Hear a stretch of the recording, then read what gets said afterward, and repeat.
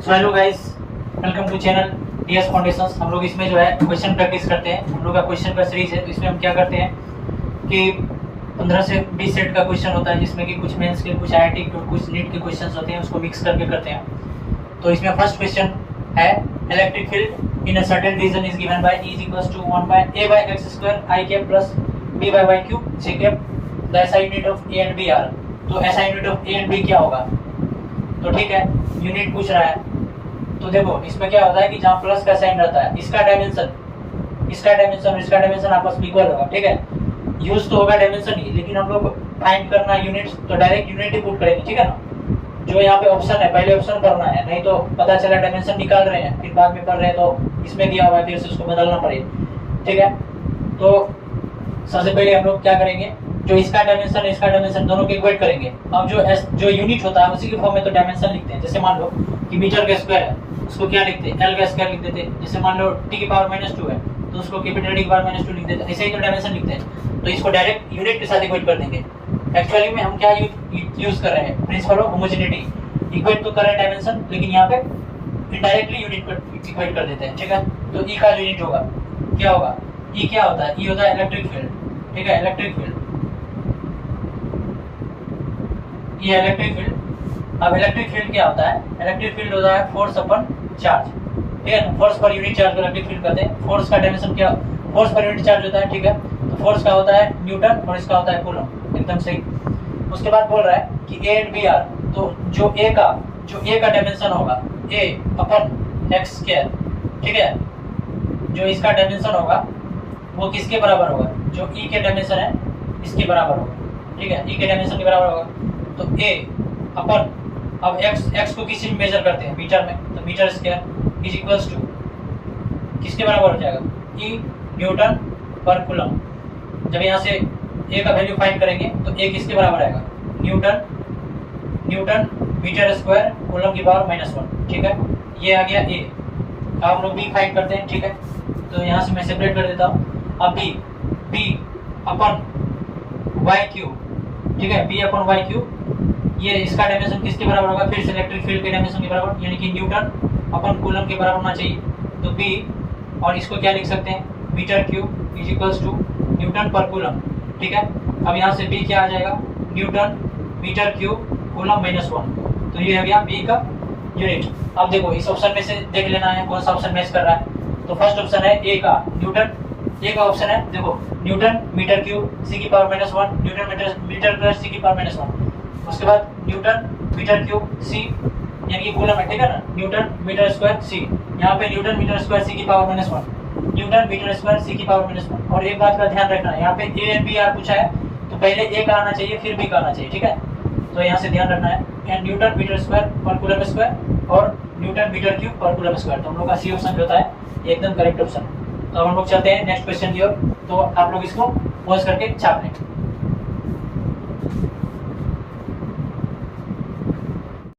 तो ये है हम लोग का नेक्स्ट क्वेश्चन, इसको सब आदमी पॉज करके ट्राई करें, इसको। ये हम लोग का नेक्स्ट क्वेश्चन है। तो अब मैं सॉल्व करता हूँ। इसमें बोल रहा है velocity v and acceleration a in two system of units 1 and 2 are related as v2 is equals to n/m² v1 and a2 is equals to a1/mn respectively. Here m and n are constants. The relation for the distance and the time in the two systems respectively are. तो हम लोग को जो है कोई दो system, ठीक है, अब दो सिस्टम है कहने का मतलब है कि दोनों का लेंथ का कुछ अलग है। जैसे मान लो कि हम लिखते हैं L1 की power something, L2 power something, इस प्रकार से। तो मतलब कि दो कोई सिस्टम है जिसमें कि एक्सेलरेशन और वेलोसिटी में जो है एक्सेलरेशन, ठीक है, हाँ, दो सिस्टम है, दोनों सिस्टम में एक्सेलरेशन में और वेलोसिटी में कुछ रिलेशन दिया गया है। अब v2 is equal to n/m² v1, जहाँ पे n और m क्या है, जहाँ पे n और m कॉन्स्टेंट्स है। ठीक है, और a2 is equal to a1/mn। देखो ध्यान रखना, m क्या है, ये दोनों कॉन्स्टेंट्स है। ठीक है ना, ये मास नहीं है, ये नंबर डेंसिटी नहीं है, ये कांस्टेंट है। ठीक है, तो here mass m and n are constants, the relation for the distance and time in the two systems respectively. तो ये बहुत अच्छा क्वेश्चन है। तो सवाल भी पोस्ट करके ट्राई करें इसको। तो इसमें क्या होगा, देखो सबसे पहले क्या दिख रखा है, सबसे पहले दिख रखा है V2 is equals to n upon m square V1। ठीक है, अब देखो जब V2 को हम क्या लिख सकते हैं, दो सिस्टम ऑफ यूनिट में V2 को लिख सकते हैं L2 upon T2 is equals to n upon m square. V1 को लिख सकते हैं L1 अपॉन T1। ठीक है, तो यहाँ से L2 बाई L1 क्या आ जाएगा, यहाँ से जब सॉल्व करेंगे तो आएगा L2 upon L1 is equals to, देखो L1 यहाँ पे है, ठीक है, L2 यहाँ पे है, L2 ऊपर में, L1 नीचे लाएंगे और T को उस साइड भेज देंगे, L1 को यहाँ नीचे लाएंगे और T को इस साइड ऊपर भेज देंगे, तो क्या हो जाएगा NT2 upon m square T1। ठीक है, L2 अपॉन L1 क्या है, n upon m square T2 by T1। सही है, तो इसको हम लोग थोड़ा सेपरेट कर लेते हैं, इसको मान लेते हैं इक्वेशन 1। ठीक है, अब दूसरा क्या देख रखा है, A2 और एक्सटेंशन रिलेशन देख रखा है, A2 is equals to A1 upon Mn। ठीक है, तो इसको जब हम फर्दर सॉल्व करेंगे A2 को क्या लिख सकते हैं, L2 अपॉन T2 का होल स्क्वायर, क्योंकि देखो आखिरकार हम क्या कर रहे हैं, डायमेंशंस का यूज कर रहे हैं। देखो एक्सलेशन को क्या लिख सकते हैं, acceleration metre per second square होता है, तो मीटर को क्या लिखते हैं L2 क्योंकि ये सेकंड सिस्टम का है। ठीक है, और टाइम को क्या लिखेंगे T2 का होल स्क्वायर क्योंकि s स्क्वायर होता है। उसी प्रकार अब इस साइड क्या हो जाएगा, A1 को क्या लिखेंगे, पहले लिखते हैं 1 अपॉन Mn। ठीक है, A1 को लिख सकते हैं L1 अपॉन T1 का होल स्क्वायर। ठीक है, अब यहाँ से जो है हम लोग को यहाँ से L2 फर्दर हम क्या ला रहे हैं, फर्दर हम ये इक्वेशन लाना चाह रहे हैं L2 अपॉन L2 अपॉन इसको नीचे लाना है, इसको साइड भेज देना, तो L2 upon L1 is equals to क्या हो जाएगा 1 अपॉन Mn T2 का स्क्वायर अपॉन T1 का स्क्वायर। तो ये इसको हम सेपरेट कर लेते हैं थोड़ा उस सबसे, कहीं इसने इसके साथ मैच करते हैं, तो इसको मान लेते हैं इक्वेशन सेकेंड। ठीक है, अब देखो हम लोग एक रिलेशन तो बना लिए क्या कि L2 बाई L1 दोनों सिस्टम, जैसे मान लो कि दोनों सिस्टम जो है वेलोसिटी को एक बार तो वेलोसिटी को रिलेट कर रहा है, एक बार एक्सेलरेशन को रिलेट कर रहा है, तो हम कुछ कॉमन टर्म्स फाइंड किए ताकि कुछ हम इक्वेट करके इसमें से कुछ जो है अपने काम का चीज निकाल सके। तो क्या इक्वेट किए, L2 by L1 is equals to NT2 by m square T1 and L2 by L1 is equals to 1 upon Mn T2 का स्क्वायर अपॉन T1 का स्क्वायर। अब यहाँ से L2 बाई L1 जो है दोनों हम क्या करेंगे, ये दोनों इक्वेशन को इक्वेट कर देंगे। तो on equating equation 1 and equation 2 दोनों को इक्वेट कर दो, तो क्या हो जाएगा NT2 upon m square T1 is equals to 1 upon Mn T2 का स्क्वायर अपॉन T1 का स्क्वायर। ठीक है, हाँ, तो अब यहाँ से जो है क्या क्या कट रहा है, जैसे T2 से एक T2 चल जाएगा, T1 से एक T1। अब जो है यहाँ से M से एक M। ठीक है, तो यहाँ से क्या है, सॉरी यहाँ पे M स्क्वायर था, इसका ध्यान रखना है, M स्क्वायर था तो एक M कट जाएगा। ठीक है, अब क्या होगा T2 by T1 is equals to, देखो एक n बचा है, यहाँ पे n है, तो ये n को इधर लेके जाओ, क्या हो जाएगा मल्टीप्लाई n स्क्वायर अपन ये m तो नीचे में एक ही है और इधर m और कुछ टर्म बचा नहीं, तो क्या हो जाएगा m। तो अब T2 is equals to n square upon m T1। तो ये हम लोग को एक रिलेशन निकला, ये एक निकला है, अभी और निकालना। ठीक है, तो T2 is equals to n square upon m T1। तो देखते हैं किस ऑप्शन में सबसे पहले हम लोग, अच्छा इधर से नहीं निकला, ये निकालें। ठीक है, तो देखो T2 is equals to T1 n square upon m, first option match कर रहा है। T2 into n square upon m, ये तो गलत है। T2 is equals to n की पावर 4 गलत है। T2 is equals to n square upon m square, ये भी गलत है। देखो अगर एक ही टर्म को निकाल करके हमको आंसर पता चल रहा है, कौन सा आंसर आ रहा है, 1 आंसर आ रहा है। हाँ 1 आंसर आ रहा है। ठीक है, 1 आंसर आ रहा है, लेकिन हम क्या करते हैं, फर्दर इसको सॉल्व करते हैं ताकि अगर कोई ऐसा क्वेश्चन है जिसमें कि ये किसी दो का इक्वल कर दिया, तो फिर हमको ये निकालना पड़ेगा। इसको कैसे निकालना, अब देखो इसको निकालना तो सिंपल है, ये रिलेशन रहने देते हैं और इधर सब इरेज करते हैं। ठीक है,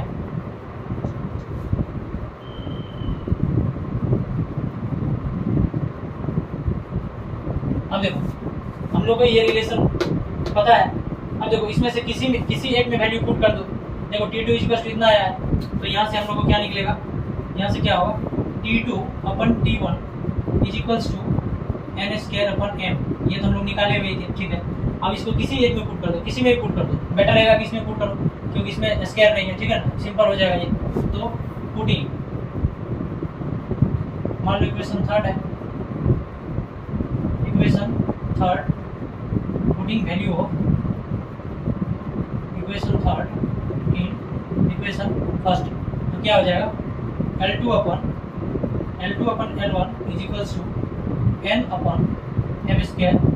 T2 अपन T1 क्या होगा, T2 upon T1 n square upon m, तो मल्टीप्लाई कर दो L2 upon L1 is equals to n की पावर 3 m क्यूब, ठीक है, n cube upon m cube. तो देखते हैं, देखो फर्स्ट ऑप्शन में n cube upon m cube है और किसी ऑप्शन में नहीं, ठीक है। तो ये हम लोग जस्टिफाई कर दिए आंसर को। तो ऐसे ही अच्छे अच्छे सवाल ट्राई करेंगे, तो इसको पहले आप लोग छाप लें, फिर उसके बाद नया क्वेश्चन की ओर चलते हैं।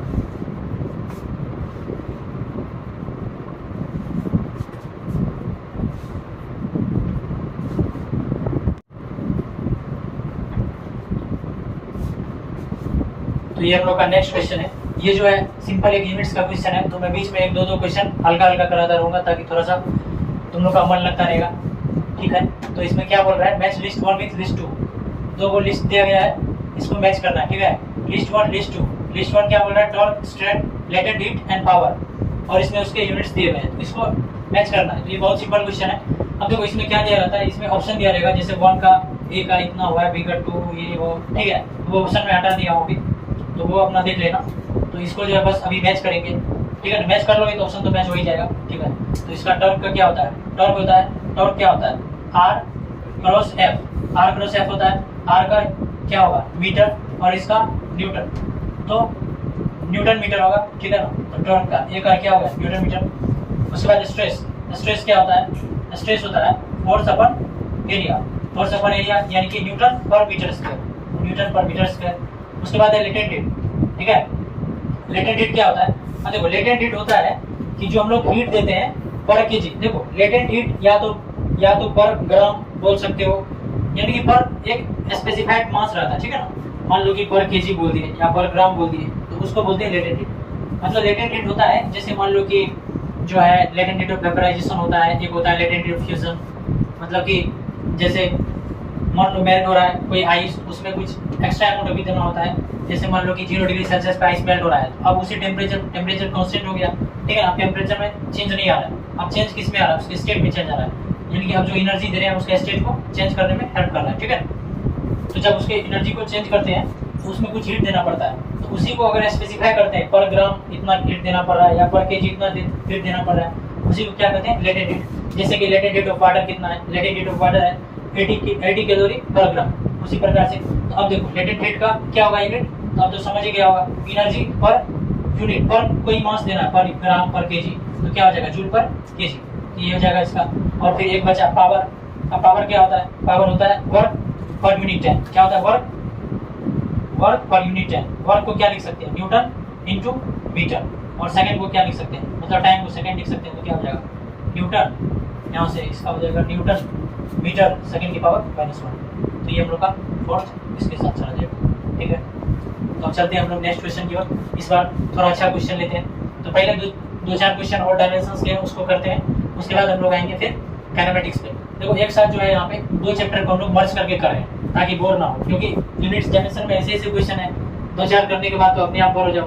तो इसी प्रकार से हम लोग जो है मिक्स कर करके क्वेश्चन लेते रहेंगे। तो अभी 2-4 ही बचा है इसका, अभी आज के लिए इसका 2-4 और क्वेश्चन कर लेते हैं, फिर आएंगे काइनेमेटिक्स पे। तो ये हम लोग का नेक्स्ट क्वेश्चन है। ये जो है वेव से क्वेश्चन है, मतलब है तो डायमेंशन का क्वेश्चन, लेकिन इसमें इक्वेशन वेव का यूज किया गया है। तो बोल रहा है equation of stationary wave is, आपको पता होगा कि स्टेशनरी वेव का ये इक्वेशन होता है कि y = 2a sin 2 pi nt upon lambda cos 2 pi x upon lambda, ठीक है। बोल रहा है कि then which of the following is not correct, इसमें से कौन सा करेक्ट नहीं है, ठीक है। तो dimension of nt is l, dimension of n is lt-1, dimension of n upon lambda is t, dimension of x is l।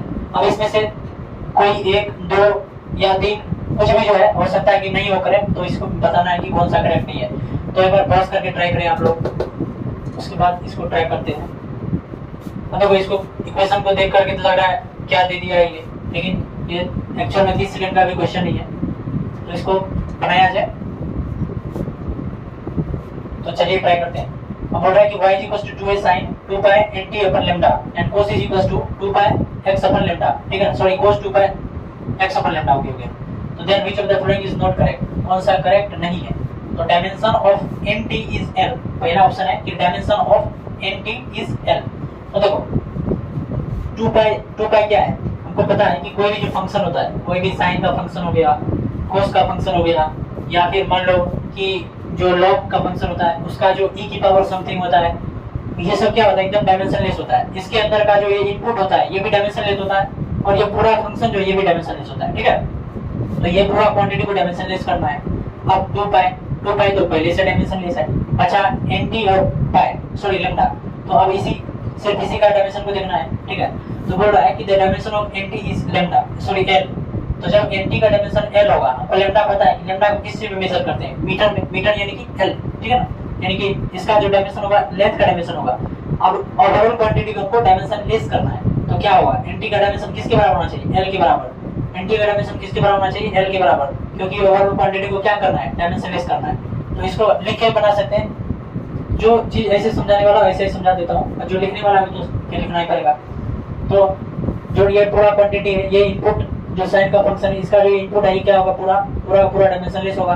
2 pi तो कांस्टेंट है, तो एकदम डायमेंशनलेस है। और nt अपन लैम्डा को डायमेंशनलेस करना है, तो nt अपन लैम्डा को डायमेंशनलेस करना है, तो उसके लिए जो n और t इसका जो डायमेंशन का मल्टीप्लिकेशन होगा वो किसके बराबर होना चाहिए, l के बराबर, ताकि l अपन लैम्डा ये l का डायमेंशन कट जाएगा, ठीक है।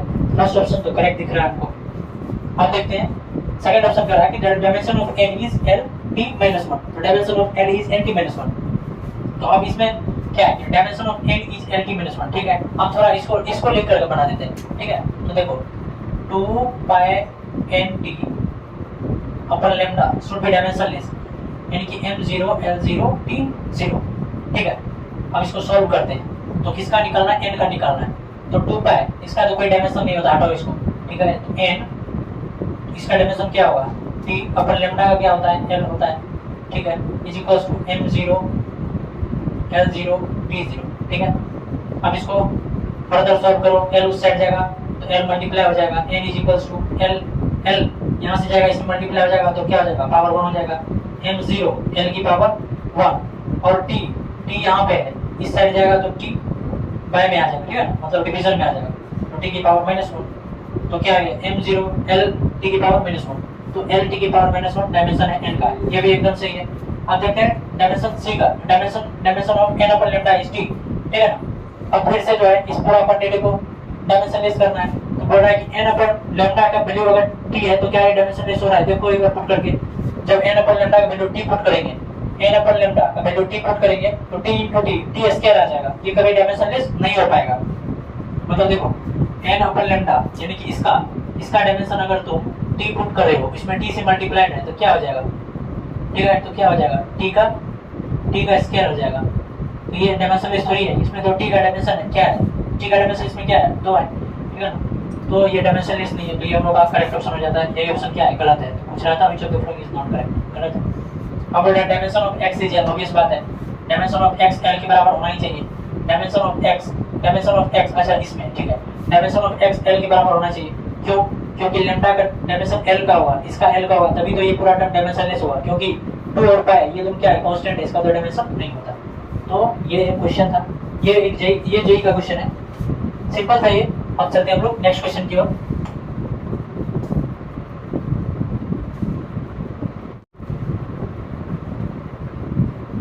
तो ये है हम लोग का नेक्स्ट क्वेश्चन, इस क्वेश्चन को ट्राई किया जाए। ये काइनेमेटिक्स का क्वेश्चन है, इसको ट्राई करें, पॉज करके ट्राई करें इसको। तो इसमें क्या कह रहा है, अब मैं सॉल्यूशन करता हूँ, ठीक है, सॉल्व करता हूँ। A particle is moving with constant speed in a circular path, ठीक है, when the particle turns by angle 90 degree the ratio of instantaneous velocity to its average velocity is x√2, the value of x will be, और option है 2, 5, 1, 7। तो क्या होना चाहिए, ठीक है। अब इसको सॉल्व करते हैं। बोला है particle is moving with constant speed in a circular path, ठीक है, सर्कुलर पाथ।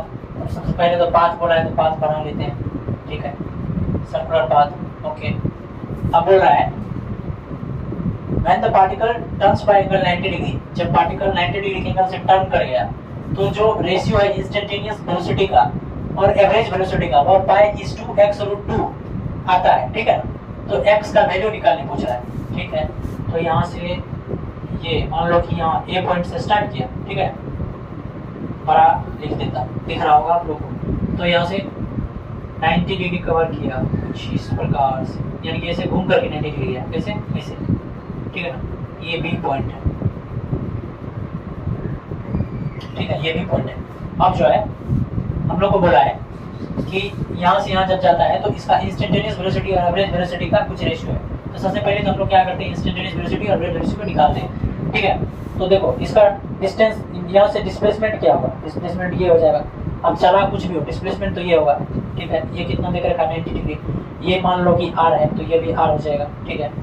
तो ये कितना होगा, डिस्प्लेसमेंट कितना होगा, पाइथागोरस थ्योरम लगा तो क्या हो जाएगा, रूट अंडर ये इसका वैल्यू क्या हो जाएगा, रूट अंडर r का स्क्वायर प्लस r का स्क्वायर, तो क्या हो जाएगा, रूट अंडर 2r के बराबर हो जाएगा, ठीक है। यानी कि इसका वैल्यू कितना आया, इसका वैल्यू जरा बटे में सर, इसका वैल्यू आया रूट 2r, जो हम लोग का डिस्प्लेसमेंट के काम कर रहे हैं, ठीक है। अब देखो किसी भी पॉइंट पे इंस्टेंटेनियस वेलोसिटी क्या होगा, बोल रहा है कि कांस्टेंट स्पीड से घूम रहा है, मान लो v से, तो जब ये से भी गया है तो किसी भी पॉइंट पे इंस्टेंटेनियस वेलोसिटी और इंस्टेंटेनियस स्पीड एकदम सेम होता है। बोलो क्यों, कि मान लो कि अभी पॉइंट बी पे मान लो इंस्टेंटेनियस वेलोसिटी पूछ रहे हैं, तो क्या होगा, इसका कुछ टेंजेंट ऐसे बनाएगा, टेंजेंट, ठीक है। तो इसके अलोंग होगा वेलोसिटी और इसके अलोंग स्पीड भी होगा। तो किसी भी पॉइंट पे जो उसका वेलोसिटी होता है वही उसका इंस्टेंटेनियस वेलोसिटी भी होता है। तो यानी कि बी पे जो वेलोसिटी होगा वो इंस्टेंटेनियस, ठीक है ना। तो क्या होगा, v के बराबर होगा। और एवरेज वेलोसिटी क्या होगा बताओ, v एवरेज कहाँ से कहाँ तक, a से लेकर के b तक का, v एवरेज a से लेकर के b तक का बताना है, क्या होगा। तो एवरेज वेलोसिटी क्या होता है, v average is equals to total displacement upon total time, total displacement upon total time. अब टोटल टाइम पहले कैलकुलेट कर लेते हैं, total time is equals to, देखो b वेलोसिटी से कवर कर रहा है, ठीक है ना। अब कांस्टेंट स्पीड है मतलब कि कोई एक कांस्टेंट स्पीड से कवर करना है, ठीक है, कांस्टेंट स्पीड से कवर कर रहा है ऐसे करके। तो कांस्टेंट स्पीड से कवर कर रहा है तो ये डिस्टेंस कवर करेगा। एक्चुअल में चल तो ये डिस्टेंस पे रहा है, लेकिन हम लोग डिस्प्लेसमेंट ये मिल रहा है, क्योंकि डिस्प्लेसमेंट क्या होता है, किसी भी दो पॉइंट के बीच का शॉर्टेस्ट डिस्टेंस होता है, तो वो हमेशा एक स्ट्रेट लाइन होने वाला है, ठीक है। तो अब जो है इस पॉइंट से ऐसे करके मूव करेंगे तो ये होगा हम लोग का डिस्टेंस जो कवर करेगा। तो स्पीड भी है और ये डिस्टेंस कितना कवर करेगा, टोटल पेरीमीटर कितना होता है 2πr, उसका एक क्वार्टर कवर कर रहा है 2πr, यहाँ से यहाँ तक फिर 2πr, फिर 2πr और ये 2πr, मतलब 2πr/4, 2πr/4, 2πr/4 और 2πr/4 सब ऐड करेंगे 2πr पे, तो इतना डिस्टेंस कवर किया। और किस वेलोसिटी से, v से, ठीक है ना। देखो क्या होता है, इतना अपन v होता है तो फिर इसको क्या लिखते हैं, मतलब v लिखते हैं, ठीक है, सिंपल है। तब यहाँ से 2 आ जाएगा तो πr/2v, ये क्या हो गया, टाइम हो गया, ये क्या है, टाइम है। तो एवरेज वेलोसिटी क्या होगा, v average equals to total displacement कितना कर रहा है, कवर, टोटल डिस्प्लेसमेंट कर रहा है जो ये रूट अंडर 2r के बराबर, और टोटल टाइम कितना है πr/2v। तो यहाँ पे 2v लिखेंगे तो इंटू 2v ऊपर चले जाएगा, ठीक है, 2v ऊपर चले गया। अब जो है इसको हम सिंप्लीफाई कर दें थोड़ा सा, कितना आ जाएगा, √2v/π, ये आया √2v/π, ये तुम लोग को v एवरेज आया, ठीक है, सॉरी 2√2v/π आएगा। यहाँ पे हम लोग को ये v एवरेज आया है। हम लोग को v इंस्टेंटेनियस तुमको पता है, किसी भी पॉइंट पे अगर स्पीड सेम है तो किसी पॉइंट पे v इंस्टेंटेनियस v के बराबर ही होगा। तो हम लोग को रेशियो किसका पूछा है, एवरेज वेलोसिटी, अच्छा ratio of instantaneous velocity to average velocity, यानी कि इंस्टेंटेनियस वेलोसिटी क्या है, v instantaneous by v average is equals to क्या होगा, v इंस्टेंटेनियस किसी पॉइंट पे v होगा और एवरेज वेलोसिटी क्या हो रहा है 2√2v और पाई नीचे है तो मल्टीप्लाई करेंगे तो पाई ऊपर चला जाएगा। तो यहाँ से डी से डी कैंसिल हो जाएगा, इज इक्वल टू पाई अपन। तो थोड़ा सा वीडियो उसका कट गया है तो मैं उसको फिर से कवर कर दे रहा हूँ। यहाँ तक हम लोग पहुँच गए थे, यहाँ तक जो है इंस्टेंटेनियस बाय वी एवरेज। तो यहाँ से पाई अपन 2√2 आ रहा है। अब जो बोल रहा है क्वेश्चन में बोल रहा है कि जो ये रेशियो है इसके बराबर है, यानी कि पाई अपन x√2 इज इक्वल टू पाई अपन 2√2। तो यहाँ से 2√2 कैंसिल हो जाएगा, पाई पाई कैंसिल हो जाएगा, x इज इक्वल टू 2 हम लोग का आंसर हो गया। यानी कि जो रेशियो बी इंस्टेंट, तो थोड़ा सा वीडियो उसका कट गया है तो मैं उसको फिर से कवर कर दे रहा हूँ। यहाँ तक हम लोग पहुँच गए थे, यहाँ तक जो है इंस्टेंटेनियस बाय वी एवरेज। तो यहाँ से पाई अपन 2√2 आ रहा है। अब जो बोल रहा है क्वेश्चन में बोल रहा है कि जो ये रेशियो है इसके बराबर है, यानी कि पाई अपन x√2 इज इक्वल टू पाई अपन 2√2। तो यहाँ से 2√2 कैंसिल हो जाएगा, पाई पाई कैंसिल हो जाएगा, x इज इक्वल टू 2 हम लोग का आंसर हो गया। यानी कि जो रेशियो बी इंस्टेंट,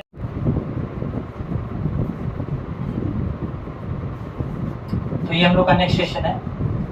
इस क्वेश्चन में जो है कहा गया है कि a person starts his journey from centre of the park and comes back to the same position following the path OPQO। ये देखो, ये एक डायग्राम देख रखा है, इसमें से एक पाथ को कवर करता है, O से P, P से Q, फिर Q से O। ठीक है, बोल रहा है the radius of the path is 200 metre and takes 3 minutes and 58 seconds to cover the complete path. कितना ले रहा है, 3 मिनट्स और 58 सेकंड्स और 200 मीटर रेडियस। तो कंप्लीट जर्नी को कवर करने का इतना टाइम है। तो बोल रहा है the average speed of the person is given that pi is equal to 3.14। Pi का वैल्यू 3.14 लेना है। तो ये जे का क्वेश्चन है और उसका ऑप्शन दे रखा है, a is equal to 2 metre per second, b is equal to 6 metre per second, c is equal to 3 metre per second and d is equal to 7 metre per second. Actually ये option तो दिया हुआ है ही नहीं, ये तो मैं अपने से ऑप्शन बना दिया कुछ। ठीक है, तो इसको आप लोग ट्राई करें एक बार, पॉज करके ट्राई करें एक बार। देखने में क्वेश्चन बहुत बड़ा, इतना बड़ा लिख दिया है, लेकिन क्वेश्चन तो बहुत छोटा है। ट्राई करें आप लोग एक बार, चलिए सॉल्यूशन करते हैं इसका। ठीक है, इसका सॉल्यूशन करते हैं। तो जो पर्सन है वो O से स्टार्ट हो रहा है, फिर P पे जा रहा है, फिर Q पे, फिर फाइनली O पे चला रहा है, यानी कि सेम पॉइंट से चल रहा है और सेम पर रिटर्न हो रहा है। ठीक है ना। तो इसका एवरेज वेलोसिटी कोई पूछे तो सीधा बात है, डिस्प्लेसमेंट 0 तो एवरेज वेलोसिटी 0, लेकिन पूछ क्या रहा है, एवरेज स्पीड पूछ रहा है। ठीक है, और ये हमको दे के रखा है 200 मीटर है। ठीक है, अब देखो सिंपल क्वेश्चन है, average speed S average is equals to total distance upon total time, total distance upon total time, S average यानी कि स्पीड एवरेज क्या होगा, टोटल डिस्टेंस क्या है। देखो यहाँ से चला ये r डिस्टेंस और ये r डिस्टेंस, इसको भी निकालते हैं। ठीक है ना, तो r प्लस r, ये डिस्टेंस और ये डिस्टेंस 2r प्लस, अब देखो ये पूरा अगर पेरीमीटर कवर करता है तो कितना कवर करता है, 2 पाई r। तो ये एक क्वार्टर कवर किया है, ये कितना 90 डिग्री एंगल है। ठीक है ना, ये एक क्वार्टर कवर किया। ठीक है, ये एक क्वार्टर कवर किया, ये एक क्वार्टर, ये एक क्वार्टर, ये एक क्वार्टर, यानी कि बाय 4 बाय 4 बाय 4, तो यानी कि 2 पाई r बाय 4। तो ये तो टोटल डिस्टेंस हो गया। और टोटल टाइम कितना ले रहा है, 3 मिनट्स एंड 58 सेकंड्स। तो 3 मिनट यानी कि 3 × 60 इज इक्वल्स टू 180 सेकंड्स, और कितना है 58 minute plus 58 second, sorry 58 seconds, 58 seconds. ठीक है ना, 58 सेकंड्स, इसको ऐड कर कितना आएगा, 238 आ जाएगा। ठीक है, अब इतना सेकंड टोटल टाइम है, तो टोटल टाइम, तो मान लो अभी टोटल टाइम लिख देते हैं। ठीक है, लिखी दो 238 सेकंड्स। अब इसका वैल्यू बस पुट करना है। ठीक है, यहाँ से 2 बार में कट जाएगा, ये 2 इधर एलसीएम ले लो, तो 4r प्लस 4r प्लस यहाँ पे ये, चलो इसको सिंपल ही रहने दो, ऐसे ही इसका कैलकुलेशन हो जाएगा। Where is Justin?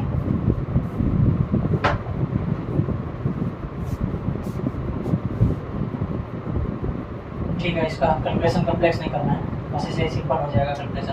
तो क्या होगा 2r, यानी कि 2r पहले लिख ही देता हूँ, 2r प्लस 2 पाई r अपन 4 अपन 238। ठीक है, अब इसको S average is equal to क्या हो जाएगा 2r यानी कि 400 प्लस 2 इंटू पाई का वैल्यू 3.14 लेने के लिए बोला गया है 3.14 इंटू r 200 अपन 4।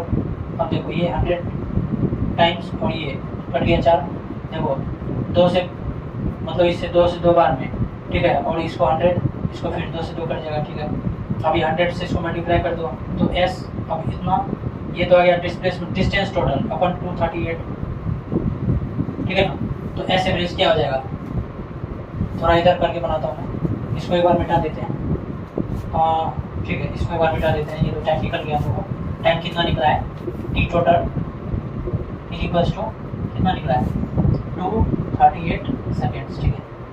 अब देखो इसको थोड़ा सा जो सॉल्व करते हैं, S average is equals to, इसको सम करो 400 प्लस 3.14 था, हटाएंगे 100 आएगा, 100 से 100 कट जाएगा, तो S average 400 plus 314 upon 238 S average is equals to, इसको सम किया जाए कितना हो जाएगा 4 1 7 अपन 2 3 8, ठीक है। अभी कितना 3 टाइम्स में कट जाएगा 3 मीटर पर सेकेंड, तो इसका हो जाएगा आंसर 3 मीटर पर सेकेंड। कौन सा आंसर, ये सी, तो इसका हो जाएगा 3 मीटर पर सेकेंड। तो अब देखते हैं इस प्रकार का एक और अच्छा क्वेश्चन। तो ये हम लोग का नेक्स्ट क्वेश्चन है, ट्राई करें एक बार आप लोग इसको। ये तो बहुत इजी क्वेश्चन है, ये भी जेई का ही क्वेश्चन है, मेंस का ऐसा है, इसको ट्राई करें एक बार, पॉज करके ट्राई करें इसको। तो बोल रहा है कि a particle located at x equals to 0 at t is equals to 0 starts moving along with positive x direction with velocity v that varies as, velocity कैसे वेरी करता है, v is equals to a root under x, the displacement of the particle varies with time h। बोल रहा है कि जो displacement है particle का वो टाइम के साथ कैसे वेरी करें। तो ये एक बहुत सिंपल क्वेश्चन है, सिंपल ही है, इंटीग्रल डिफरेंशिएशन पे बेस्ड है, ठीक है। मतलब v को क्या लिख सकते हैं, चलो सॉल्यूशन ही कर देते हैं। सॉल्यूशन वेलोसिटी क्या लिखते हैं, v is equals to dx upon v को लिख सकते हैं dx अपन dt, ठीक है, v को लिख सकते हैं dx अपन dt, और यहाँ पे v हमको दे के रखा है a रूट x, तो यहाँ से इसको लिख सकते हैं dx अपन dt, ठीक है। अब जो है x को इस साइड ले जाते हैं और dt को इस साइड ले जाते हैं, a dt is equals to dx upon root under x, ठीक है। तो यहाँ से a dt दोनों साइड इंटीग्रेशन करेंगे, ठीक है, दोनों साइड इंटीग्रेशन करते हैं, t इक्वल्स टू 0 पे x 0 था, 0 0 t तक, और यहाँ पे मान लो x तक जा रहा है, ठीक है। तो यहाँ पे क्या हो जाएगा, इंटीग्रेशन करते हैं इसका, a dt का क्या हो जाएगा a t, ठीक है, इज इक्वल्स टू, अब x की पावर 1/2, देखो x की पावर 1/2 नीचे, तो जब ये ऊपर जाएगा तो क्या हो जाएगा x की पावर -1/2, यहाँ पे क्या हो जाएगा x की पावर -1/2। जब इंटीग्रेशन करते हैं तो क्या होता है +1 इसी टर्म को नीचे लिख देते हैं -1/2 +1, ठीक है।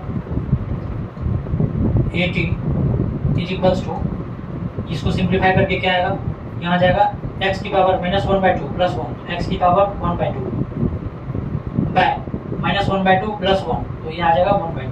अब ये 1/2 कहाँ चल जाएगा, ऊपर चले जाएगा, तो यहाँ से फिर हम लोग को at इज इक्वल्स टू क्या आया, at is equals to x की पावर 1/2 इंटू 2r, ठीक है, ये 2 ऊपर चले जाएगा, ये 2 ऊपर चले जाएगा, ओके। अब जो है दोनों साइड स्क्वायर कर देते हैं, दोनों साइड स्क्वायर कर देते हैं, ठीक है, स्क्वायर कर देंगे तो ये कट जाएगा, तो a square is equals to 4x हो जाएगा। तो हमको क्या पूछ रहा है, displacement of the particle varies with time as, यानी कि x t के साथ किस प्रकार वेरी कर रहा है। तो x ये क्या है, कांस्टेंट है, देखो ये a क्या है, कांस्टेंट है, a क्या है, कोई कांस्टेंट है, और 4 तो कांस्टेंट है ही, तो x proportional to t square, तो ये हम लोग का करेक्ट आंसर हो जाता है। तो ये कौन सा ऑप्शन है, फर्स्ट ऑप्शन, तो इसका क्या हो जाएगा x proportional to t square. तो हम लोग देखते हैं नेक्स्ट क्वेश्चन। तो ये ठीक है, ये क्वेश्चन बन जाना चाहिए।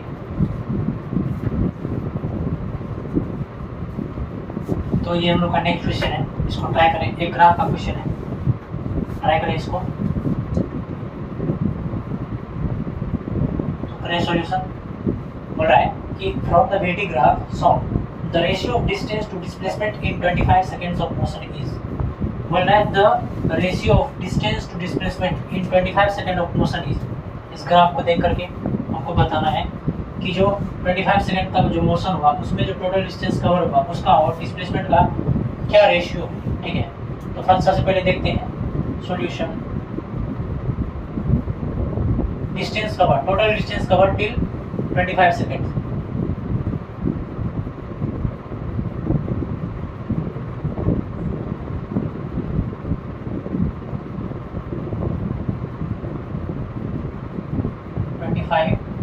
सेकेंड्स 25 सेकेंड्स तक जो है टोटल का डिस्टेंस कवर किया गया। देखो इसमें ये एरिया 1 मान लो, 2 मान लो, 3, 4 और ये 5, ठीक है। ओके, अब इस सब का एरिया को फाइंड करते हैं, ठीक है। तो सबसे पहले एरिया 1 क्या होगा, 1 हो जाएगा 1/2 into 10 into 5 is equals to 25। 2 हो जाएगा 5 इंटू 10 इज इक्वल्स टू 50। 3 हो जाएगा 1/2। अब देखो 3 का एरिया कैसे निकालो, देखो एरिया कैसे निकालो। ये क्या है, ट्रायंगल। ट्रायंगल में क्या होता है, half into base into height, half into base, base क्या है 5, बेस 5 है, इंटू हाइट 10, ये ठीक है। सेकंड का एरिया देखो, सेकंड का एरिया क्या है, ये रेक्टेंगल टाइप में है, तो ये 10 - 5, ये क्या है, साइड 5 है, ये साइड 10 है, 5 इंटू 10 50। अब तीसरा का एरिया देखो, ये क्या है, ये ट्रेपेजियम, ठीक है ना। ट्रेपेजियम का एरिया कैसे निकलता है, हाफ इंटू जो डिस्टेंस होता है पैरेलल साइड्स के बीच में, वो डिस्टेंस बिटवीन पैरेलल साइड्स क्या है 15 - 10 यानी कि इंटू 5। और क्या आता है, into the sum of non parallel sides, sorry and the sum of parallel sides, distance between parallel sides and sum of parallel sides. Sum of parallel sides क्या होगा, ये 10 है और ये कितना है 20 है, तो टोटल कितना हो जाएगा 30 हो जाएगा। तो ये हो जाएगा सम of parallel sides.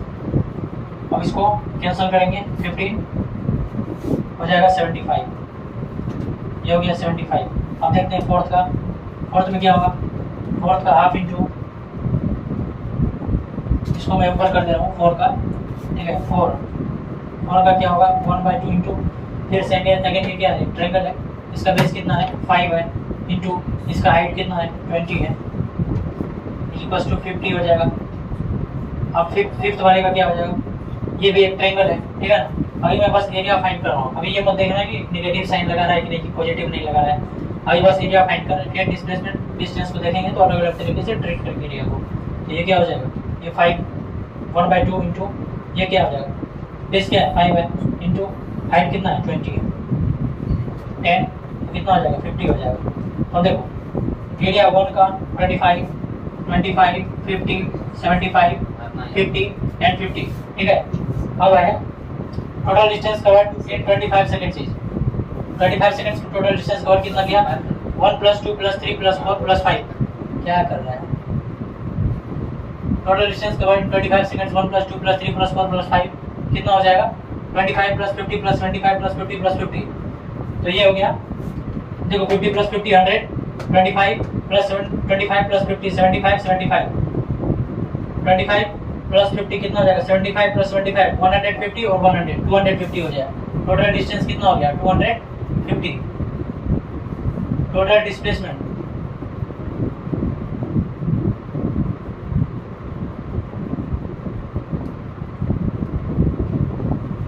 Total displacement covered, total displacement कितना होगा। अब टोटल डिस्प्लेसमेंट में बस इतना ध्यान रखना है कि जो डिस्प्लेसमेंट एक वेक्टर क्वांटिटी है, तो ये जो है ऊपर वाले को पॉजिटिव लेते हैं और नीचे वाले को नेगेटिव लेते हैं। तो यहाँ तक ऐड करेंगे तो 5 वाले को माइनस कर देंगे, तो 5 वाला का वैल्यू कितना है 50 है।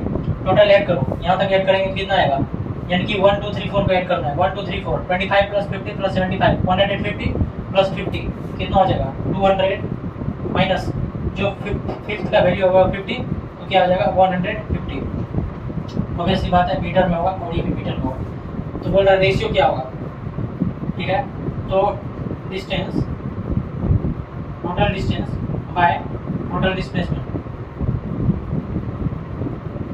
अब क्या रेशियो होगा, ये हो जाएगा 250 अपॉन 150, ये 3 टाइम्स, ये 5 टाइम्स इज इक्वल टू 5/3।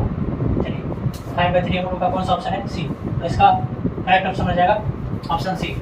ठीक है, तो हम लोग देखते हैं और कुछ क्वेश्चंस देखते हैं, उसके बाद आज का कार्यक्रम को यही बंद करेंगे। ये भी अगेन जेई का क्वेश्चन है। इसमें बोल रहा है कि the velocity displacement graph of particle moving along a straight line is shown. देखो वेलोसिटी टाइम नहीं दिख रखा है, क्या दिख रखा है, वेलोसिटी डिस्प्लेसमेंट। तो ये वेलोसिटी डिस्प्लेसमेंट ग्राफ दिख रखा है, तो बोल रहा है the most suitable acceleration displacement graph of the following. ठीक है, अब देखो इसका दो तरीका से बना सकते हैं, एक तो जिसको फील है वो ऐसे भी बना सकता है, और एक तरीका है जो मैथमेटिकली, तो दोनों तरीका से बना के देखते हैं इसको। तो सबसे पहला तरीका है, देखो क्या है कि जो वेलोसिटी है, वेलोसिटी वो डिस्टेंस के साथ वेरी कर रहा है, किस प्रकार, लीनियरली वेरी कर रहा है।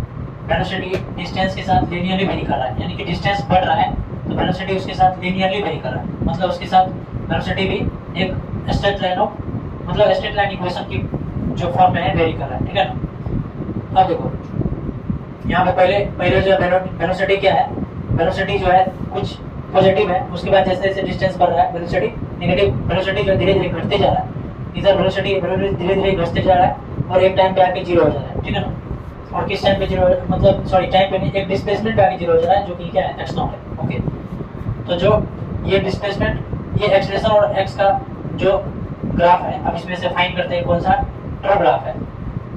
तो सबसे पहले जो एक्सेलरेशन होगा वो देखो धीरे धीरे जो स्टिफनेस है वो भी चेंज हो रहा है। तो चलो पहले इसको जो है, पहले तो इसको मैथमेटिकली सॉल्व करते हैं। ठीक है, तो जैसे इक्वेशन ऑफ स्ट्रेट लाइन क्या होता है, जैसे मान लो y इक्वल्स टू क्या होता है, y equals mx plus c होता है। ठीक है, अब y की जगह क्या देगा, b is equals to mx क्या देगा। अब देखो m क्या होता है, स्लोप होता है। ये एंगल हमको चाहिए, इसको मान लो थीटा, तो ये क्या हो जाएगा 180 माइनस थीटा। ठीक है, अब tan 180 माइनस थीटा क्या होता है, tan 180 माइनस थीटा आता है, tan 180 माइनस थीटा क्या होगा,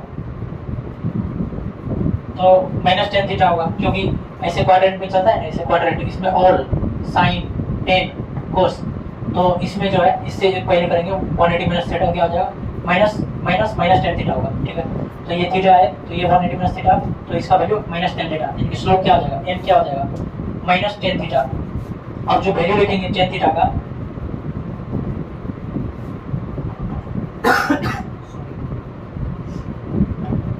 जो वैल्यू होगा tan थीटा का वो क्या होगा, v नॉट अपन ये डिस्टेंस x नॉट। ठीक है, तो अब इसमें पुट करते हैं, c क्या देख रखा है, c ये इंटरसेप्ट है जिसका वैल्यू हमको देख रखा है v नॉट प्लस mx क्या है, माइनस में होगा क्योंकि स्लोप कैसा है, नेगेटिव है, देख रहे हो, इसके साथ क्या एक ऑब्ट्यूज एंगल बना रहा है। ठीक है, तो क्या हो जाएगा minus v not upon x not, ठीक है ना, इंटू x। ठीक है, ये हो गया वेलोसिटी। अब देखो ये वेलोसिटी किसके फंक्शन है, x का फंक्शन दिया हुआ है। ठीक है, वेलोसिटी x का फंक्शन दिया हुआ है। हमको पता है कि जब एक्सेलरेशन निकालते हैं, एक्सेलरेशन क्या होता है, एक्सेलरेशन होता है dv अपन dt। ठीक है ना, लेकिन वेलोसिटी जो है यहाँ पे टाइम का फंक्शन तो है, वेलोसिटी तो x का फंक्शन है। कैसे होगा, वेलोसिटी जब x का फंक्शन है तो मान लो यहाँ से हम मल्टीप्लाई करते हैं dx अपन dx। ठीक है, तो क्या हो जाएगा dv अपन dx और dx अपन dt, तो dv अपन dx और dx अपन dt को क्या लिख सकते हैं, dx अपन dt को भी लिख सकते हैं। इसको क्या लिखेंगे, dv upon dx and dx upon dt, ये पूरा टर्म किसके बराबर हो जाएगा, v के बराबर। ठीक है, तो यहाँ से एक्सेलरेशन क्या आएगा, acceleration is equal to v dv upon dx। सही है, और बहुत को तो ये ऐसे भी याद भी होगा, v dv अपन dx होगा। अब इसका वैल्यू फाइंड करते हैं, so acceleration is equal to v dv upon dx। इसका वैल्यू फाइंड करते हैं, कैसे फाइंड करेंगे, तो ठीक है, तो वेलोसिटी का क्या हमको इक्वेशन है, v is equals to v naught minus v naught upon x naught x, तो v naught minus v naught upon x naught x, ये तो हो गया एक वेलोसिटी। अब dv अपन dx करना है, हम इधर dv अपन dx निकाल लेते हैं कई साइड में, उसका वैल्यू पुट कर देंगे क्योंकि इधर ज़्यादा जगह नहीं है। ठीक है, तो मान लो यहाँ फाइंड कर रहे हैं dv अपन dx क्या होगा, dv किसका फंक्शन है, x का, क्या दिख रखा है, v naught plus v naught minus v naught by x naught x, इसको डी एक्स के साथ कर दो डिफरेंशिएट, तो क्या हो जाएगा, ये टर्म क्या है, कांस्टेंट है, तो ये इसका डिफरेंशियल 0, इसका क्या हो जाएगा, x के रिस्पेक्ट में कर रहे हैं तो x की पावर, यहाँ जो पावर रहता है वो यहाँ पे आ जाता है, इसके माइनस कर देते हैं, तो x पे कुछ नहीं है तो 1 है, तो यहाँ पे क्या आ जाएगा, x 1 बाहर चलेगा, x माइनस 1 कर देंगे तो x की पावर 0 हो जाएगा, यानी कि ये टर्म क्या होने वाला, 1 हो जाने वाला, तो क्या हो जाएगा, dv अपॉन dx किसके बराबर आएगा, minus v not upon x। अब देखो हमको एक्सप्रेशन क्या होता है, vdv अपॉन dx, वो देख लिए कैसे आ रहा है, v naught minus v not upon x not into x, अब ये dv अपॉन dx का क्या वैल्यू है, dv अपॉन dx का वैल्यू, dv अपॉन dx का क्या वैल्यू है, minus v not upon x, multiply करते रहे, अब एक्सप्रेशन का क्या आ जाएगा, इसको इसके साथ मल्टीप्लाई कर दो, माइनस v नॉट का स्क्वायर अपॉन x, ठीक है, माइनस v नॉट का स्क्वायर अपॉन x, और सॉरी x नॉट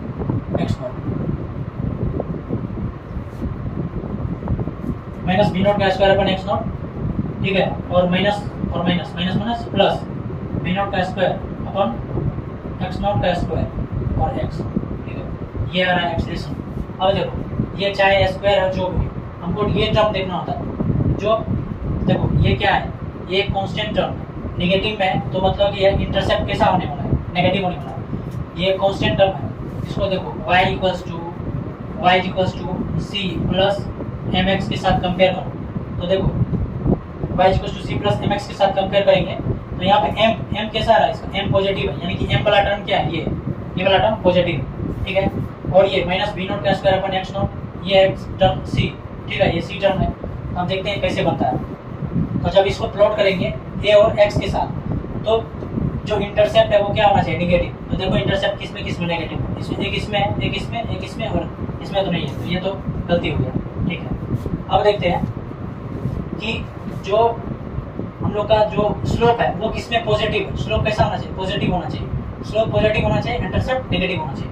तो इसमें देखो इसमें स्लोप कैसा है, यहाँ पे जो है एक लाइन ड्रॉ करो इसके पैरेलल, ये देखो कितना बहुत ज़्यादा एंगल बना रहा है, ये तो स्लोप नेगेटिव हो गया। ये स्लोप देखो, इसको थोड़ा प्रोड्यूस आगे करो, तो ये जो है कुछ एंगल एक्यूट एंगल बना रहा है, तो ये स्लोप कैसा है, पॉजिटिव है, तो ये हम लोग का एक ऑप्शन हो सकता है, ठीक है। ये देखते हैं इसमें स्लोप 0 है, तो ये भी नहीं होगा, तो करेक्ट ऑप्शन क्या हो जाएगा, ये हो जाएगा, ठीक है। तो ये हम लोग का करेक्ट ऑप्शन है। तो देख लें इसका सॉल्यूशन, इजी है, थोड़ा ट्रिकी है। तो अब हम चलते हैं अपने नेक्स्ट क्वेश्चन की ओर, 2 क्वेश्चन और करेंगे, उसके बाद आज के लिए बस इतना ही पैकअप करेंगे और फिर नेक्स्ट क्लास में देखेंगे और क्वेश्चंस।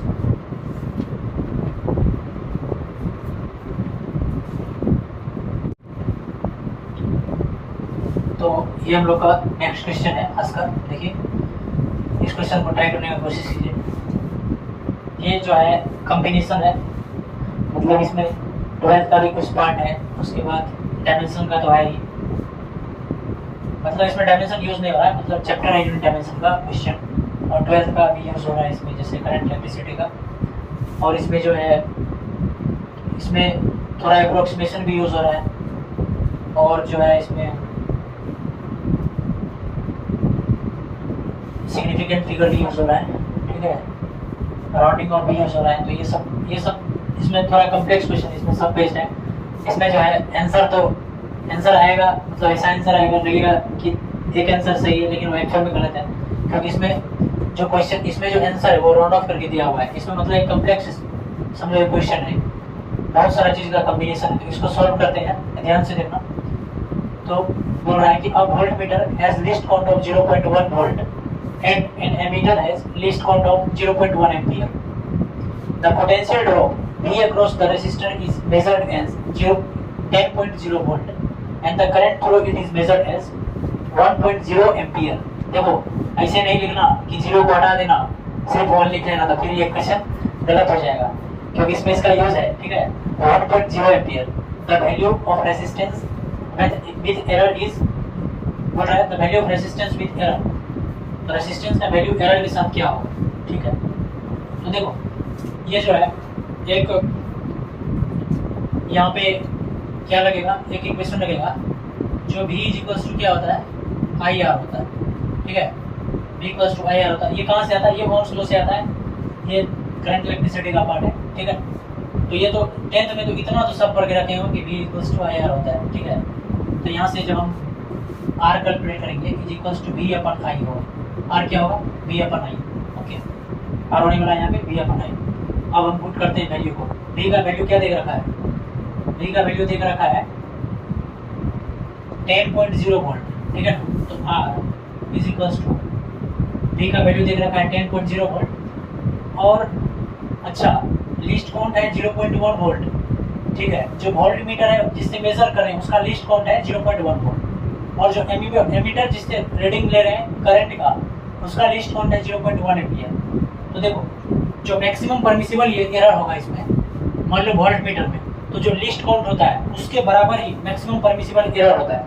मतलब कि मान लो कि कोई जो क्वांटिटी है वो जो है दो स्केल के डिवीजन के बीच में लाई कर रहा है। अब तुमको एग्जैक्टली उसका पता नहीं चलेगा कि उसका क्या वैल्यू होने वाला है। तो जो डेविएशन होता है एक्चुअल वैल्यू से वो कितना हो सकता है? प्लस माइनस लीस्ट काउंट, इसको कहते हैं मैक्सिमम परमिसिबल एरर। अब देखो तो जो रेसिस्टेंस होगा वो क्या होगा? वोल्ट यानी कि वोल्टेज यहाँ पे क्या? वोल्टेज को पोटेंशियल डिफरेंस या पोटेंशियल ड्रॉप जो बोलो अपन आई होगा। तो वोल्टेज को क्या लिख सकते हैं? वोल्टेज देख रखा है 10.0, लेकिन इसके साथ एरर भी तो कुछ हो रहा है। क्या एरर हो रहा है? प्लस माइनस लीस्ट काउंट के बराबर एरर होता है 0.1, ठीक है। अपन आई करंट क्या देख रखा है? 1.0। अब 0 को हटाना मत, इसका कुछ सिग्निफिकेंस है, ठीक है। प्लस माइनस 0.1, इसका भी 0.1 होगा, ठीक है। तो ये रेजिस्टेंस जो भी आएगा ये ओम में आएगा, ओके। अब इसमें दो चीज लग रहा है। एक तो ये लग रहा है कि जब डिवीजन करते हैं तो जो टर्म का minimum number of significant figures होता है डिवीजन ऑफ मल्टीप्लिकेशन में, जो minimum number of significant figure होता है उसके रेस्पेक्ट में आंसर देते हैं। मतलब कि अगर मान लो कि 10.00 को इससे डिवाइड कर रहे हैं तो इसमें कितना सिग्निफिकेंट फिगर है? बोलो। डेसिमल जो दो सिग्निफिकेंट के बीच में जो जीरो होता है वो हमेशा सिग्निफिकेंट होता है और डेसिमल के बीच बाद जो जीरो होता है वो सिग्निफिकेंट होता है। यानी कि ये जीरो सिग्निफिकेंट है, ये सिग्निफिकेंट है। दो सिग्निफिकेंट टर्म के बीच में जीरो है तो ये भी सिग्निफिकेंट होगा। अब देखो ये जो जीरो है ये डेसिमल के बाद जितना भी ट्रेलिंग जीरो होता है ये सब सिग्निफिकेंट होता है, ये भी सिग्निफिकेंट है। अब 0.1 है तो जो डेसिमल से पहले होता है ये जीरो, ये सिग्निफिकेंट नहीं होता है। क्यों? क्योंकि ये तो बस डेसिमल का पोजीशन बता रहा है कि डेसिमल किस प्लेस पे है, तो ये सिग्निफिकेंट नहीं है। तो ये 1 0 ये इसमें एक सिग्निफिकेंट फिगर है। तो जब प्लस माइनस करते हैं तो हम लोग देखते हैं कि डेसिमल के बाद कितना सिग्निफिकेंट फिगर, उस हिसाब से फिर हम लोग राउंडिंग ऑफ करते हैं। लेकिन जब हम लोग मल्टीप्लिकेशन डिवीजन करते हैं तो हम लोग देखते हैं कि कौन सा टर्म में minimum number of significant figure, ठीक है। तो यहाँ पे जो है minimum number of significant figure कितना है? 1.0 यानी कि 2 है, ठीक है। अब देखो क्या होगा, तो रेसिस्टेंस इसको डिवाइड करना है। अब डिवाइड करके जो है इस टर्म्स में लिखना है। तो सबसे पहले डिवीजन में क्या किया जाता है? सिंपली पहले हम लोग जो है जो एक्चुअल टर्म देख रखा है ये मेजर, ठीक है ना, जो ये मेजर वैल्यू देख रखा है पहले इसके टर्म्स में फाइंड करते हैं। तो रेसिस्टेंस क्या हो जाएगा? 10.0 अपन 1.0, इसका हो जाएगा 10, ठीक है, 10 हो जाएगा। क्यों? क्योंकि दो सिग्निफिकेंट फिगर में लेना है, मिनिमम नंबर सिग्निफिकेंट फिगर देखते हैं, ठीक है ना, इतना फॉर्म हो जाएगा।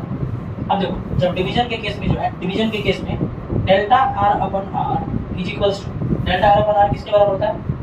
Delta R upon R is equals to delta I upon I plus delta V upon V के बराबर होगा, ठीक है।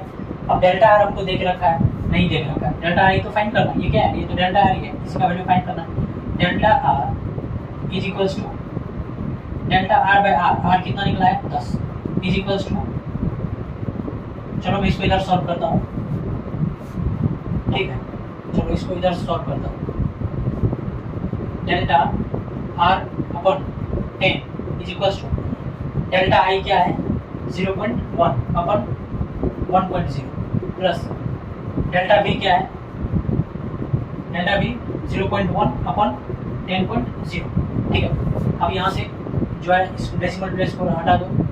अभी तो बस सॉल्व कर रहे हैं, फिर बाद में राउंड ऑफ करते हैं। तो delta R by 10 is equals to, यहाँ पे 100 एलसीएम आ जाएगा तो कितना हो जाएगा? 10 प्लस 1, ठीक है। Delta R is equals to 11 upon 100 into 10, यहाँ से कट जाएगा तो 1.1 आ गया। यानी कि जो रेसिस्टेंस में एरर आएगा वो प्लस माइनस 1.1 आएगा। देखो अब इसको लिखेंगे तो किस प्रकार से लिखेंगे, तो मैं ये ऊपर वाला टर्म को मिटा रहा हूँ, ठीक है। ये b equals to I R, ये तो सबको पता है, ये टर्म मिटा रहा हूँ मैं। तो देखो अब जो है अगर लिखेंगे तो अगर r को लिखेंगे तो क्या लिखेंगे, रेजिस्टेंस को लिखेंगे 10 प्लस माइनस 1.1। कौन सा ऑप्शन है, फर्स्ट ऑप्शन। तो हम लोग का करेक्ट ऑप्शन फर्स्ट ऑप्शन है, लेकिन ये एकदम गलत है। क्यों, देखो गलत कैसे है, अब ये देखो, ठीक है। जब हम प्लस करेंगे ये टर्म को, देखो जब हम ये टर्म को प्लस करेंगे ये दोनों टर्म को, तो हम लोग देखते हैं minimum number of decimal places. क्या देखते हैं, minimum number of decimal places देखते हैं। तो जब इसको एक बार डिवाइड करके देखो 1/10, 1/10 क्या आएगा, 0.1 आएगा। और इसमें डेसिमल प्लेसेस कितना है, बस एक है, यानी कि एक ही सिग्निफिकेंट फिगर, मतलब डेसिमल प्लेस के बाद बस एक ही जो है, मतलब देखो इसमें कितना डेसिमल प्लेस है, सिर्फ एक है, ठीक है। तो इसमें जो सिग्निफिकेंट फिगर है वही इसमें भी आना है। देखो कंफ्यूजन नहीं, इसमें क्या होना है कि जो minimum number of significant figures होता है उसमें आंसर देना होता है, ठीक है ना। तो minimum number of significant figure इसमें कितना है, एक है। तो minimum number of significant figure में देखेंगे, एक सेकंड,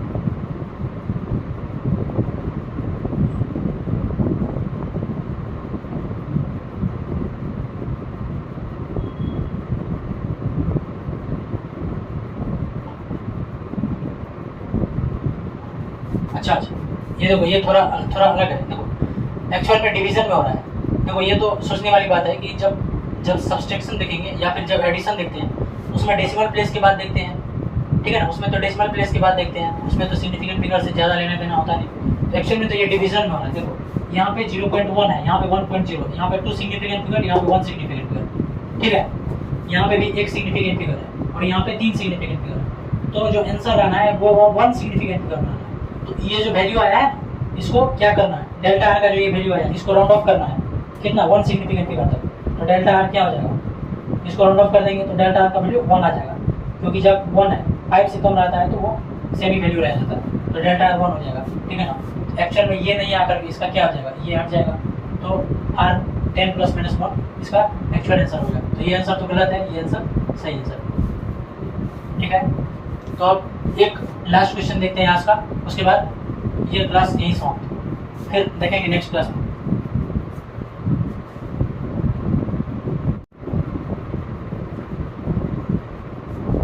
तो ये आज हम लोग का आज का लास्ट क्वेश्चन है, तो इसको धैर्य से बनाएं। बहुत ही अच्छा क्वेश्चन है ये, अच्छे से बनाएं इसको, पॉज करके ट्राई करें, ठीक है। मैं सॉल्यूशन करता हूँ इसका। बोल रहा है अ police jeep is chasing a thief with velocity of 45 km/h, who is moving in another jeep moving with velocity of 153 km/h. बोल रहा है the police fires a bullet with muzzle velocity of 180 m/s. The velocity with which the bullet appears to strike the jeep of the thief to the thief is, यानी कि जो police है किसी चोर को जो है चेस कर रहा है, यानी उसको पकड़ रहा है, ठीक है ना। तो जो जीप है वो एक जीप पे बैठा हुआ है, अच्छा, और पुलिस भी एक जीप पे बैठा हुआ है, ठीक है। माने पुलिस पीछे से जा रहा है और चोर को पकड़ रहा है। अब पुलिस का जीप होगा खटारा, देखो 45 km/h की स्पीड से ही चल रहा है। अब पुलिस को पकड़ नहीं पाएगा तो पुलिस क्या करेगा, गोली चला देगा, ठीक है। अब देखो बोल रहा है मूविंग इन अनदर जीप, जब चोर है वो मूव कर रहा है जिस जीप में, उसका देखो वेलोसिटी कितना ज्यादा है। ऑब्वियस बात है, चोर का जीप होता ही है पूरा हाई लेवल का, तो 153 km/h। The first bullet, sorry the क्या बोल रहा है, police Fyers a bullet with मजर वेलोसिटी ऑफ 180 m/s। अब देखो ये मजर वेलोसिटी जाता है, ये सब टर्म पता होना चाहिए। मजर वेलोसिटी मतलब होता है कि जो जैसे मान लो कि जो स्नाइपर है या फिर जो मान लो जो राइफल है, उसका जो नाल होता है, जो मतलब उसका जो पाइप होता है उसको मजल कहते हैं। उसमें से जो बुलेट निकलेगा, जो इनिशियली उसका वेलोसिटी होता है उसको कहते हैं मजल वेलोसिटी। यानी कि जो गन होगा उसमें से जो बुलेट निकलेगा उस टाइम पे जो उसका वेलोसिटी होता है वो होता है मजल वेलोसिटी, ठीक है। तो वो 180 m/s है। बोला the velocity with which the bullet appears to strike the jeep of the thief to the thief is what. Option दिया हुआ है 150 m/s, 27 m/s और 50 m/s और 250 m/s। अब देखते हैं इसका क्या सॉल्यूशन होता है, ठीक है। अब देखो सबसे पहले जो है लिखना है वेलोसिटी ऑफ, जो वेलोसिटी ये किसका है, बुलेट का, velocity of bullet with respect to police. जब ये फायर होगा तो velocity of bullet with respect to police क्या होगा, बोलो। यानी कि पुलिस पकड़ा हुआ है बंदूक, पुलिस जो वेलोसिटी से चल रहा है उसका बंदूक भी उसी वेलोसिटी से चल रहा है। अब उसमें से बंदूक से गोली निकलेगा, तो जब बंदूक से गोली निकलेगा तो वो गोली जो है, जो ये स्पीड से दिया हुआ है 180 मीटर पर सेकेंड, वही तो रिलेटिव वेलोसिटी है बुलेट का, किसके रिस्पेक्ट में, पुलिस। जो बुलेट है वो बंदूक के अंदर है, तो बुलेट जब निकलेगा तो उसको पुलिस जो है कैसा दिखेगा, अरेस्ट पे दिखेगा, समझ गया, अरेस्ट पे दिखेगा, ठीक है। इसीलिए जो वेलोसिटी बुलेट है विद रिस्पेक्ट टू पुलिस वो देख रखा है 180 मीटर पर सेकेंड। अब जो velocity of bullet with respect to police है, इसको क्या लिख सकते हैं, velocity of bullet with respect to ground minus velocity of police with respect to ground, ठीक है। अब देखो जो velocity of police with respect to ground है वो देख रखा है 45 किलोमीटर पर आवर। अब देखो यूनिट अलग अलग है, इसको ऐड तो कर नहीं सकते हैं, तो चलो चेंज कर लेते हैं 45 किलोमीटर पर आवर, इसको चेंज करेंगे तो 45 इंटू 5/80। चलो इसको इसी फॉर्म में गिराने दो, क्योंकि हो सकता है नहीं तो कम्प्लेक्स हो जाए क्वेश्चन, ठीक है। तो क्या हो जाएगा, यहाँ से देखो तो 180 is equals to velocity of bullet with respect to ground minus velocity of police with respect to ground. तो velocity of bullet with respect to ground is equals to 180, ये इस साइड आ जाएगा, ये इस साइड आएगा, क्या हो जाएगा, प्लस में चलेगा, तो plus velocity of police with respect to ground, ये किसके बराबर होगा, velocity of bullet with respect to ground is equals to 180 plus 45 into 5 अपन 80, इतना के बराबर होगा, ठीक है, velocity of bullet with respect to ground. अब देखो बोल रहा है कि द वेलोसिटी किसका, जोड़ का, वेलोसिटी ऑफ थिंग क्या है 153 किलोमीटर पर आवर। जब कुछ नहीं देकर रखता है तो विद रिस्पेक्ट टू ग्राउंडिंग होता है, उसको मान के चलना होता है, ठीक है। तो वेलोसिटी ऑफ थिंग क्या है, velocity of thing is equals to 153 kilometre per hour, ये किसके, ग्राउंड के रिस्पेक्ट। इसको क्या होगा 153 इंटू 5/80, ये मीटर पर सेकेंड में आ जाएगा, एकदम सही बात, ठीक है। अब देखते हैं, अब जो हम लोग फाइंड करते हैं कि देखो बोल रहा है कि जो थिप है ना उसको जो है बुलेट किस स्पीड से आता हुआ दिखेगा या किस स्पीड से स्ट्राइक करेगा। और यहाँ पे ऑब्वियस बात है, कुछ नहीं दिया हुआ है, मतलब जो एयर रेजिस्टेंस होता है वो सबको नेग्लेक्ट करना है, जो विस्कस फोर्स होता है एयर का वो सब नेग्लेक्ट करके चलना है, ठीक है, नहीं तो इसका वैल्यू ही बदल जाएगा, ठीक है। अब देखो जो वेलोसिटी ऑफ थिंग है विद रिस्पेक्ट टू रोड इतना दिया हुआ है। जब रिलेटिव वेलोसिटी का कॉन्सेप्ट हम बोलते हैं, जैसे मान लो हम बोल रहे हैं वेलोसिटी ऑफ मान लो बोल रहे हैं police with respect to the bullet, या velocity of bullet with respect to police, तो जिसके रेस्पेक्ट में होता है ना वो एकदम रेस्ट पे चले जाता है, और हम उसको रेस्ट पे लेते हैं, और दूसरे का वेलोसिटी जो है उसको कैसा आता हुआ दिखता है, कैसा प्रतीत हो रहा है, कैसा ऑब्जर्व हो रहा है, वो चीज देखते हैं। तो जब रिलेटिव वेलोसिटी निकालेंगे किसका, बुलेट का विद रिस्पेक्ट टू थिप, तो यानी कि थिप किस पे आ गया, रेस्ट पे आ गया, मतलब एजम्पशन ऐसा है कि थिप रेस्ट पे आ गया। अब हम फाइंड कर रहे हैं कि जो अगर थिप अगर रेस्ट पे मान ले तो उसको वेलोसिटी बुलेट का क्या आता हुआ दिखेगा, ये रिलेटिव के कॉन्सेप्ट से आएगा। इसको क्या लिख सकते हैं, वेलोसिटी ऑफ क्या, bullet with respect to thief, तो क्या हो जाएगा velocity of bullet with respect to ground minus velocity of, ये समझ रहे हो, ये velocity of bullet with respect to ground होता है minus velocity of thief with respect to ground होता है। अब ये देखो velocity of bullet with respect to thief क्या हो जाएगा, velocity of bullet with respect to ground कितना दे रखा है, बोलो 180 metre per second minus sorry ठीक है, velocity of police velocity of bullet with respect to ground 180 plus 45 into 5 sorry 180 plus 45 into 5 upon 80 minus 153 into 5 upon 80, समझ रहे हो। ये पूरा टर्म किसका है, ये है बुलेट का, और ये किसका है, थिप का है, ठीक है ना, ये थिप का है, जस्ट दिखा रहा हूँ, ये थिप का है, ओके। अब इसको सब्ट्रैक्ट कर लो, सिंपल है कैलकुलेशन, तो क्या हो जाएगा velocity of bullet with respect to thief, यानी कि जो वेलोसिटी थिप को आता हुआ दिखेगा, तो इसको ठीक है यही सॉल्व करके ऊपर फिर लिख देते हैं। चलो इसको ये यहाँ सॉल्व करते हैं, velocity of thief velocity of bullet with respect to thief is equals to sorry velocity of bullet with respect to thief is equals to 45 into 5/18 minus इतना, ठीक है ना। इसको मल्टीप्लाई करोगे कितना आता है, 5 5 जा 25 और 20 plus 2 25/18 minus,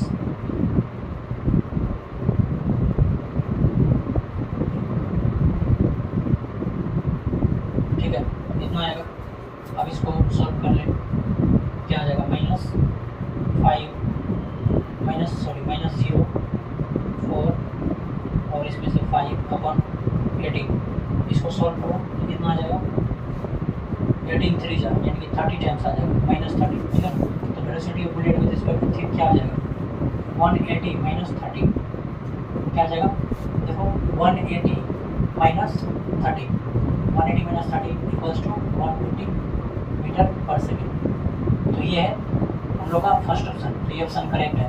velocity of bullet with respect to thief क्या होगा, 150 मीटर पर सेकेंड, ये हम लोग का करेक्ट ऑप्शन है, ठीक है ना। तो अब देखो जो वेलोसिटी बुलेट का है थिप के रिस्पेक्ट में, यानी कि थिप अब रेस्ट पे चल गया, तो ये जो वेलोसिटी ऑफ बुलेट ये जो निकला है इतना मीटर पर सेकेंड से जो बुलेट है वो हिट करेगा किसको, उसका जो चोर है उसको, या फिर जो उसका मान लो जो जिप पे चल रहा है उसको स्ट्राइक करेगा इतना के स्पीड से, या ऐसा भी बोल सकते हो कि जो थिप है उसको ऐसा लगेगा कि बुलेट कितना मीटर पर सेकेंड के स्पीड से उसकी तरफ आ रहा है, ठीक है। तो ये था हम लोग का क्वेश्चन, आज के लिए इतना ही, फिर हम लोग नेक्स्ट टाइम देखते हैं।